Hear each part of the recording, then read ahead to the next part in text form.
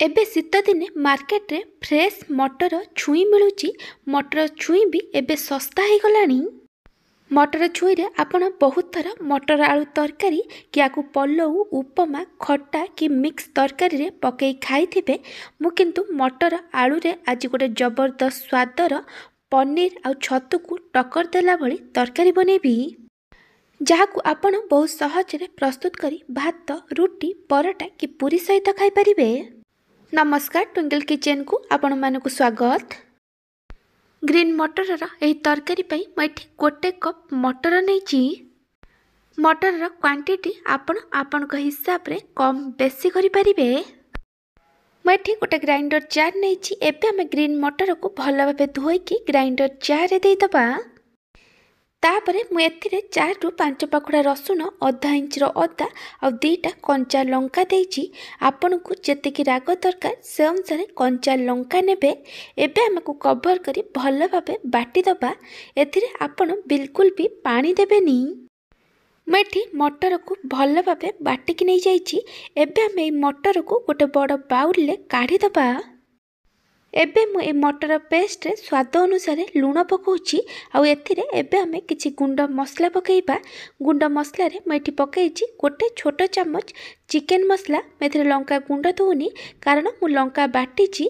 Chicken मसला जगह रे आपण आधा छोट चम्मच धनिया गुंड और आधा छोट चम्मच जीरा गुंड पकई परिबे। तापरे मैं एथिरे आधा छोट चम्मच गरम मसला गुंड पकेइछि। एथिरे बेसी किछि मसला पकेइबा दरकार नहीं। सबको भल भाव मिक्स कला परे मैं एथिरे बाइंडिंग पाई 4 छोट चम्मच बेसन देइछि।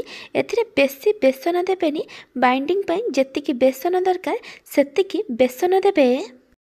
सबको भल भाव मिक्स कला परे मटर पेस्ट टिके पतला लागुथिला, सेति पई मैं एथिरे आउ 2 छोट चम्मच चाउल गुंड पकेइछि। आ जगह रे आपण बेसन पकई परिबे।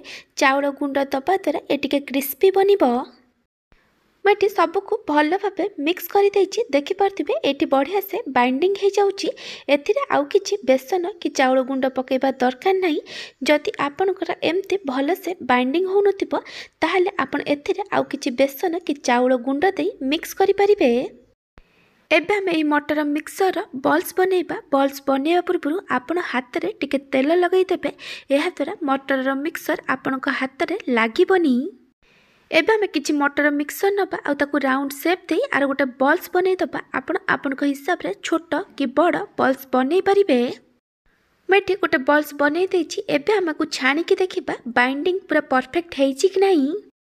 छाणीबा पई मैं ठीक कढ़ाई रे किछि तेल दे गरम होबा को रखितिली। तेल भल भाबे गरम होला परे हमें एथिरे बॉल्स को दे दबा आ बॉल्स को लेउटे लेउटे भल भाबे फ्राई करिबा। ए मटर बॉल्स एटी बढ़िया से लाइट गोल्डन ब्राउन कलर रे फ्राई हो जाइछि। ए बॉल्स फाटिनी कि भांगिनी, ता माने आमर बाइंडिंग पूरा परफेक्ट अछि। एबे हमें बाकी सब मटर मिक्सर रे भी बॉल्स बनै दबा। सेतिके मटर मिक्सर रे मैं 8टा मीडियम साइज रो मटर बॉल्स बनैछि। एबे हमें बाकी सब मटर बॉल्स को फ्राई करिबा। सेते पई गरम तेल रे मैं गोटे गोटे बॉल्स को दे दउछि। आपण को कड़ाई रे जेतिकिटा कोफ्ता बॉल्स जगह हबो सेतिकिटा कोफ्ता बॉल्स देबे।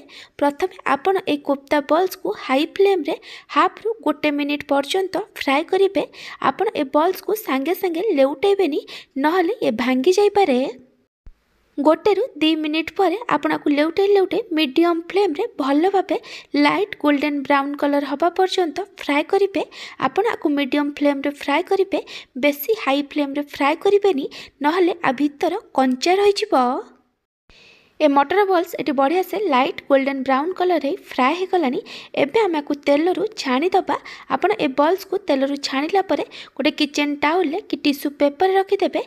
एहा द्वारा एथिरे जो एक्स्ट्रा तेल अछि से किचन टाउल ले कि टिश्यू पेपर रे सोक करि जिवो।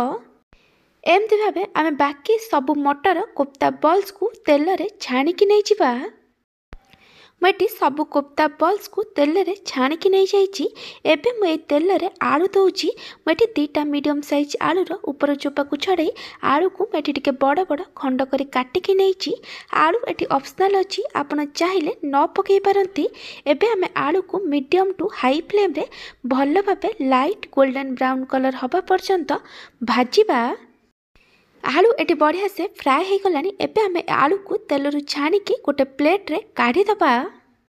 एबे आमे तरकारी दबा पई गोटे मसला बनेबा। सेथि पई मैं दीटा मीडियम साइज टमाटो को रफली चॉप करके नैची। ता सहित गोटे इंच रो अदा और 10 रु 12 पाखुड़ा रसुण नैची।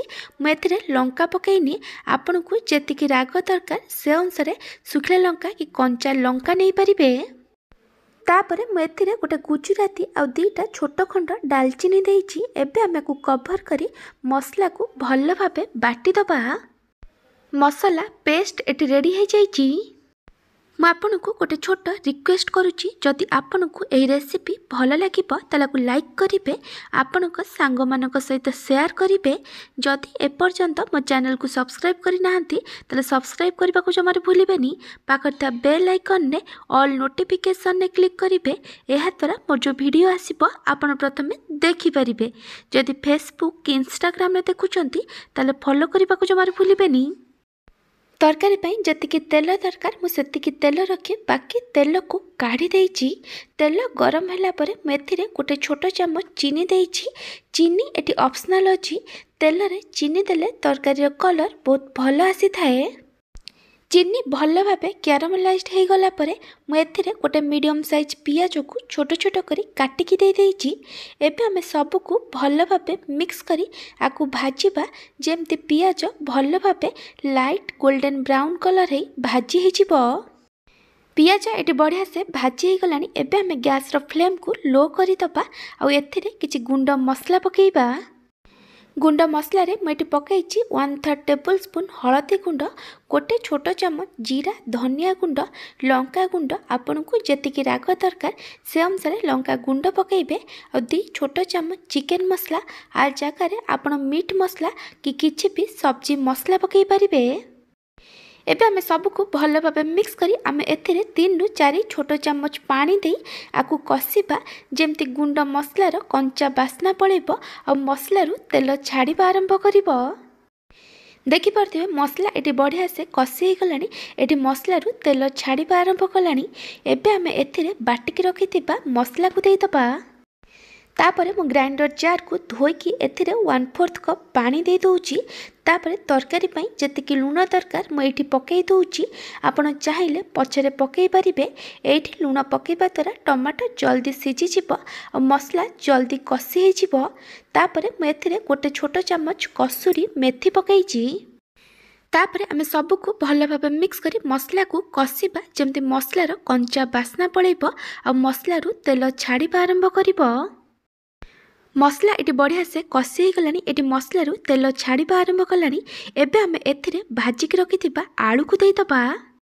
तापरे मु एथिरे 2 छोट चम्मच ग्रीन मटर देइची। एटी ऑप्शनल अछि। सब को भल भाबे मिक्स करी मसला सहित आलू को गोटे रु 2 मिनिट पर्यंत कसिबा। एटी गोटे रु 2 मिनिट हो गलानी। एबे आमे एथिरे पानी दबा। आपन को तरकारी रे जेतिकी ग्रेवी दरकार ताठू टिके अधिक पानी देबे। कारण आमे एथिरे जो मटर बॉल्स पकेबा से पानी को सोक करिवो।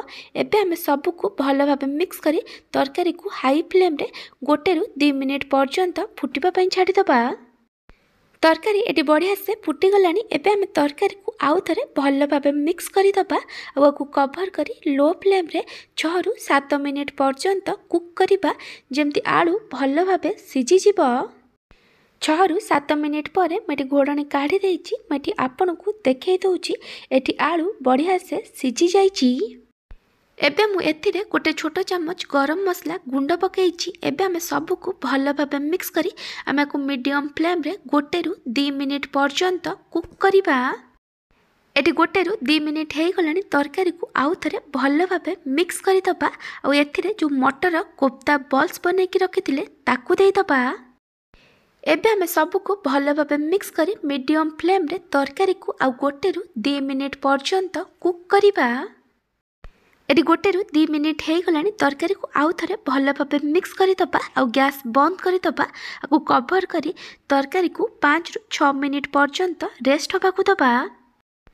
5 रु 6 मिनिट पर मैं घोड़णी काढ़ी देइची।